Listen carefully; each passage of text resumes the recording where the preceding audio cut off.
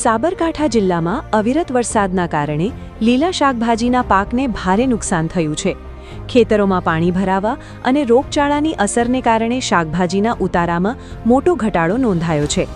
વડાલીનું ભગીરથ શાક માર્કેટ લીલા શાકભાજીનું મોટું હબ ગણાય છે, પરંતુ અહીં પણ આવક અડધાથી ઓછી થઈ જતા હોલસેલ બજારમાં ભાવ વધ્યા છે। તેની સીધી અસર રિટેલ બજાર પર જોવા મળી રહી છે। ભીંડા, ફુલાવર, મરચા, ટામેટા, દૂધી, કારેલા સહિતના લીલા શાકભાજીના ભાવમાં વધારો થતાં ગૃહિણીઓનું કિચન બજેટ ખોરવાયું છે। બીજી તરફ મોંઘા ખાતર, બિયારણ અને દવાના ખર્ચ વચ્ચે પાકનો ઉતારો ઘટતા ખેડૂતો પણ ચિંતિત બન્યા છે। વરસાદ હજુ યથાવત રહેશે તો શાકભાજી પકવતા ખેડૂતોને વધુ મોટું નુકસાન થવાની ભીતિ છે।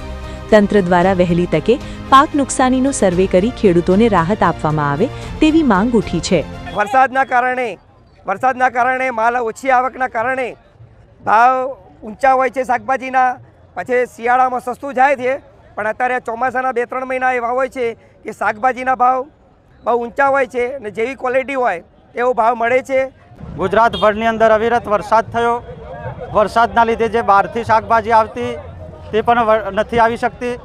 સાથે સાથે જે ખેડૂતો છે એમને પણ નુકસાન થયું છે અને શાકભાજીની આવક ઓછી થતાં શાકભાજીના ભાવ ઉચકાયા છે। અવિરત વરસાદના કારણે જે શાકભાજીનો હબ કહેવાય તો ખેડૂતોને મોટા પાયે શાકભાજીમાં નુકસાન થયું છે, જેના કારણે શાકભાજીના ભાવ વધ્યા છે।